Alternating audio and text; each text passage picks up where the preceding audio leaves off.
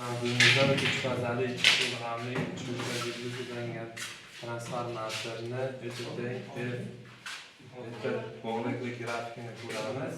Bizga bu kuchlanishimiz 400 volt berilgan. Endi bu kuchlanishimizni to'g'ramiz.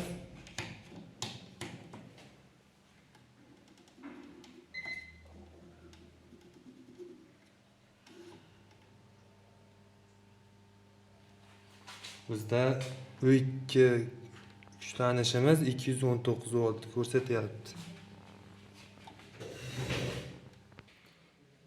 Kosinus fini topish uchun kerakli sxemamiz bular olindi. Nominal kuchlanish beramiz.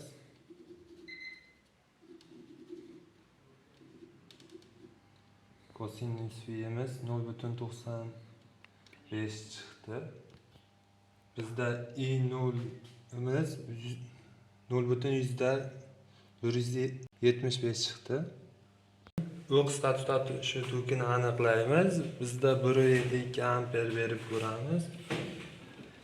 2 amper berilganda o'qisda tutashimiz 10 volt chiqdi. Bizga berilgan kerakli bo'lgan qiymatlarni oldik va shular asosida grafik quriladi.